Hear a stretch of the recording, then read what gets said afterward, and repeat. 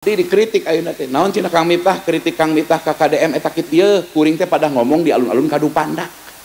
Haul 150 tahun ulama sepuh di Cianjur Selatan, Eyang Khalifatullah Cianjur. Cekuring kieu Bapak pembangunan Jawa Barat betul Kang Deddy Mulyadi. Bapak pembersih sungai betul, pembersih korupsi betul Pak Deddy Mulyadi. Bapak yang betul-betul kritis terhadap ketidakbenaran anggaran di Jawa Barat, orang yang banyak menolong karena duitna loba itu betul, beliau adalah tuturkeun urang dina pembangunan. Ngan urusan salat, urusan tauhid, urusan ibadah tuturkeun kiai. Keprok atuh. Aing geus tarik-tarik ngomongna. Keprok atuh manya yang kudu ngaluarkeun makoli. Tuturkeuneun pembangunan Pak Deddy Mulyadi luar biasa. Doakeun muga-muga teras-teras diwuwuh ku taufik hidayah ti Allah. Sehat alwafi alfiat Bapak aing yeuh. Bapak aing Pak Deddy ngan urusan usoli, urusan praktek salat, urusan agama tuturkeun kiai di lembur Mas. 9. Anak ke-9 dari 9 bersaudara. Ayah Anda tentara. Ya. Tapi sepintas saya baca riwayat hidup Anda, kok hidup Anda lebih banyak prihatinnya, lebih banyak susahnya. Anak tentara kok hidupnya susah ya? Ya tentaranya kan sampai 28 tahun. Pangkatnya prajurit kader, palang 3 di sini. Oh, sampai umur berapa tadi? 28. Umur 28 ya. Sudah nggak jadi tentara lagi? Ya, jadi bapak saya 20 tahun udah bikin anak. 28 tahun ya. Pensiun dengan pensiun atau pensiun apa? Diberhentikan karena sakit. Kenapa sakitnya? Diracun oleh mata-mata Belanda. Gara-gara dipensiun dalam usia itu akibat diracun oleh mata-mata Belanda ya. Sehingga ayah tidak bisa bekerja dengan baik. Ya. Setelah pensiun apa yang dikerjakan ayah? Ya di rumah. Karena saya dengar sakit-sakitan. Ya pernah kuli-kuli di kuli perkebunan tapi nggak tahan lama karena terlalu jujur. Apa yang terjadi? Ya diberhentikan oleh teman-temannya. Karena jujur. Jujur. Kok bisa? Ya karena diajakin kerjasama jual pupuk. Dia nggak mau. Di perkebunan nggak mau. Dia lebih baik berhenti. Wow.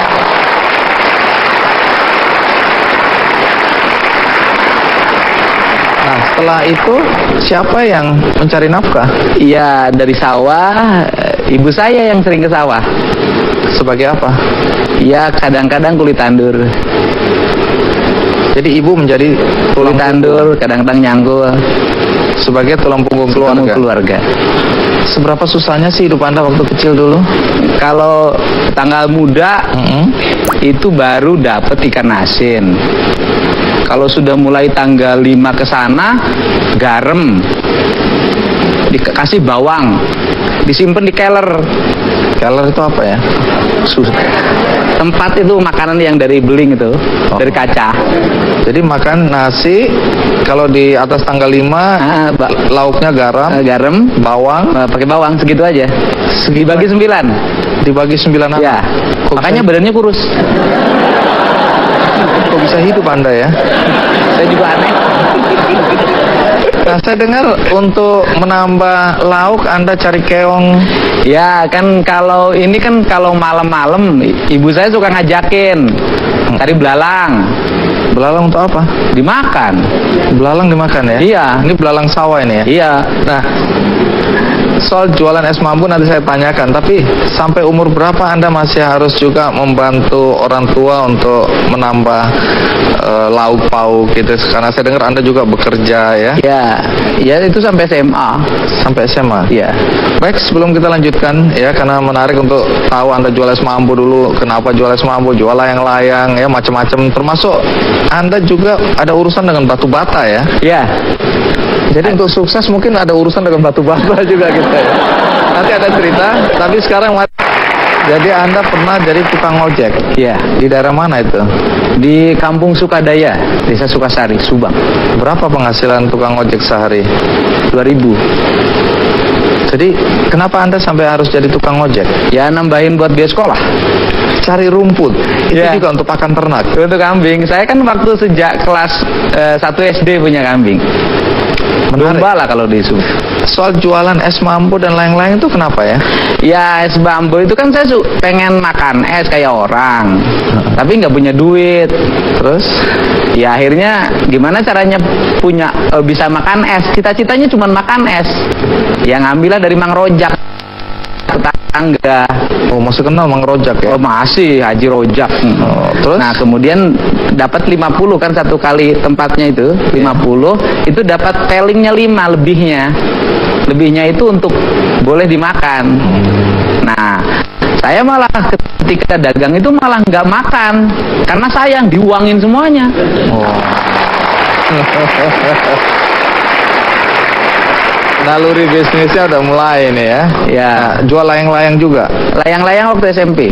SMP jual SMP layang-layang. saya lihat orang main layang-layang, saya pengen main layang-layang tapi nggak beli. Ya coba kita jualin, pinjem uang orang. Kemudian akhirnya ketika sudah beli, sayang juga kalau dipakai main layang-layang. Jual lagi. Jual lagi. Apa urusannya kambing, cincin, dan Ya, orang-orang kan pada punya kambing tuh. Iya. Oh saya kok nggak punya, gitu kan? Saya pengen juga kayak orang, gembala kambing, gembala domba. Kata bapak saya, duitnya dari mana? Punya nih cincin, jual. Nah, waktu itu akhirnya dijual, harganya Rp7.500. bisa beli kambing. Beli. Tapi gara-gara itu saya dengar keluarga mulai beternak dan Ya, domba menyelamatkan Iya. keluarga Anda. Ya saya sama kakak saya yang kedua paling gede namanya Kang Ade, sama ibu saya yang tukang nyabit rumput. Ya saya tukang ngembala. Dan dari situ beranak dua jadi 40. Oke, domba menyelamatkan keluarga Anda karena saya dengar sekolah apa segala macam dibiayai dari Iya, ternak domba dari itu situ, tadi ya. iya.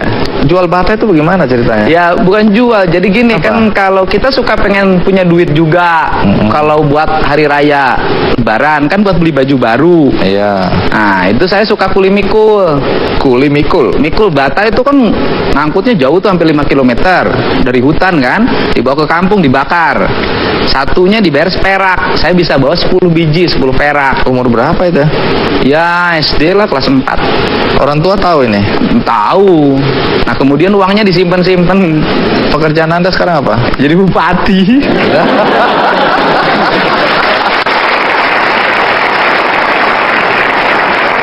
Bupati mana? Purwakarta. Bupati Purwakarta. Bukan cuma satu periode juga, tapi ini periode yang kedua. Kedua. Jadi artinya warga menganggap Anda sukses. Boleh tepuk tangan untuk periode kedua. Menarik karena sebenarnya Anda tadi punya cita-cita jadi tentara. Ya. Nah, kenapa gagalnya nanti kita tanya. Tapi ikuti terus. Karena ayah Anda tentara, tapi pensiun dini ya, di usia 28 tahun karena sakit-sakitan akibat diracun oleh mata-mata Belanda. Dan akibat diracun itu mulai sakit-sakitan dan tidak bisa menjadi tulang punggung keluarga. Anda hidup dalam keprihatinan, walaupun ceritanya tadi ketawa-ketawa, tapi pada saat itu pasti nggak ketawa-ketawa itu ya. Ini karena sudah kita lalui, jadi Anda bisa tertawa.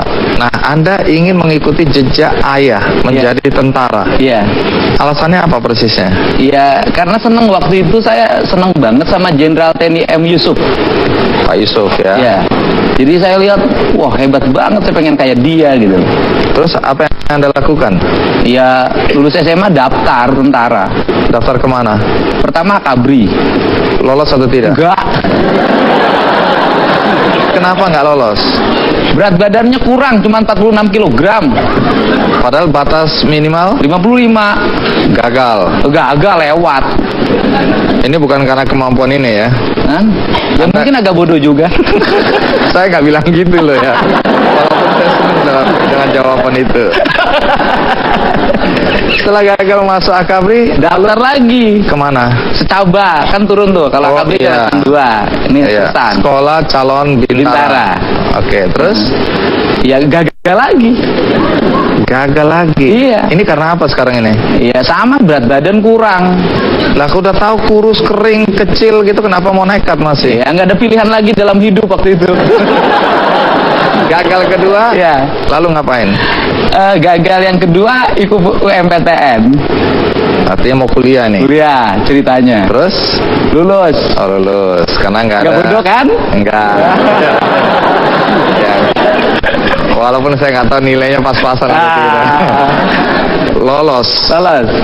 Masuk di mana waktu itu? 4. Jurusan? Fakultas Hukum. Ini kan anak miskin ya, minta maaf ya. Dari mana biaya kuliahnya? Ya itu nggak jadi. Maksudnya? Yang nggak diambil. Oh lulus tapi nggak dilanjutkan? Ya nggak, bukan dilanjutkan, diambil aja enggak. Oh diambil aja enggak. Jadi lulus tapi nggak masuk? Iya nggak daftar ulang. Oh terus jadi? Cuman lihat di koran ada namanya, ya sudah lah. Karena apa? Nggak punya duit. Oh alah, jadi dugaan saya benar ya? Benar sekali. Ya. Lalu ngapain? Ya waktu habis itu pergi ke Purwakarta. Untuk? Ya daripada di rumah bengong, bingung, ikut sama kakak saya. Kakak ini orang kaya? Oh repot. Apa? Kaya dan repot apa? Iya dia di asalnya kerja di PDAM, kepala bagian. Iya. Tapi nasibnya jelek, jadi tukang jaga genset diturunin. Terus Anda tumpangi? Iya ditumpangin. Semakin susah dong Iya itu. rumahnya ngontrak, mau roboh gini aja rumahnya. Lah kok Anda nggak kasihan? Ya sekalian lah biar belangsaknya bareng. Tapi dari cerita itu akhirnya Anda kuliah ya? Ya di situ saya itu kakak saya itu penghasilannya 10.000 per bulan, sisa gaji potongan bank. Jadi tuh kalau belanja di sekaligusin, beli ikan asin, beli gudeg itu gudeg dikasih dagingnya bukan dagingnya, tapi tulangnya, itu bertahan 2 minggu. Angetin lagi, makan lagi, angetin makan lagi. Nah dari saya nggak dikasih tempat tidur karena cuma 1 dia punya. Tidur di mana? Di lantai, nggak pakai bantal, nggak pakai apa-apa. Bertahan berapa lama? Setahun. Yang jadi tukang ojek waktu itu ini, masa-masa ini? Bukan waktu SMA. Oh, ini udah lulus SMA. Oh, ini sudah lulus ya? Tidur. Jadi kalau akibat tidur itu mungkin karena dingin dan lapar tiap malam tuh bangun. Terus? Ya sholat. Oh, ada positifnya. Ada positifnya. Jadi belangsak itu memang membuat kita ingat sama ingat Allah. Tuhan. Bukan berarti sekarang nggak ingat loh. Oh ingat ya? perlu pasti, kalau sekarang lebih ingat lah. Cuman caranya beda. Caranya beda. Akhirnya kan kuliah. Ya kuliah di STH. Duitnya dari mana nih? Ya spekulasi aja. Spekulasi apa? Ya coba-coba, siapa tahu ada duitnya. Akhirnya bagaimana? Ya ikut bisa kuliah. Kenal organisasi. Nah, karena saya dengar waktu kuliah Anda juga jualan ya? Ya. Jualan apa? Jualan bala-bala. Bala-bala itu apa? Gorengan. Teman-teman tahu nggak jual bala-bala itu? Tahu. Nggak malu tuh? Ya malu tapi kepaksa. Berapa lama jual bala-bala itu? Ya hampir 2 tahun. Itu yang dipakai untuk? Ya modal organisasi, modal kuliah. Terus kemudian juga saya kalau malam suka ngakal-ngakal. Apa? Jadi kalau pergi ke kuliahan jalan kaki. Nah kuliah ini kan banyak karyawan tuh. Nah saya selalu pulangnya jalan kaki sama teman saya namanya Komaruzzaman. Terus? Dan nanti biar jalan karena suka diajakin mampir makan bakso kalau malam.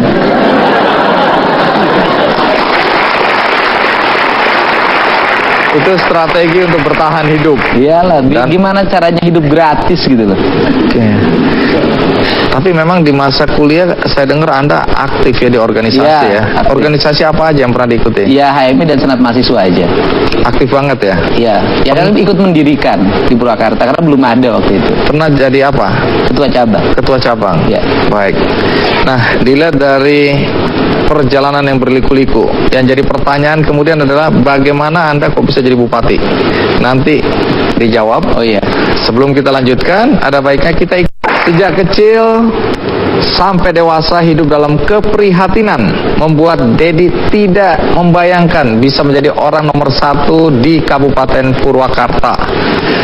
Pertanyaannya bagaimana sampai dia bisa sukses, apa rahasia suksesnya, dan siapa orang yang paling berjasa dalam hidupnya. Ikuti terus Kick Andy.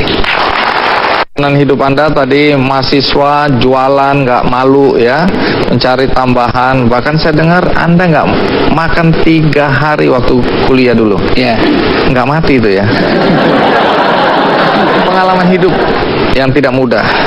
Sekarang yang jadi pertanyaan adalah bagaimana Anda bisa jadi bupati? Bagaimana ceritanya? Ya, berawal dari karir jadi anggota DPRD. Oke. Saya DPRD dimulai dari pedagang beras. Pedagang Ya, beras. saya jualan beras, kemudian punya uang, punya modal.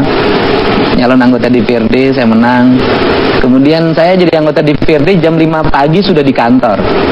Ngapain? Untuk bikin konsep, bikin pandangan. Waktu itu dominasi saya terhadap pemerintah sangat kuat. Gagasan-gagasan saya.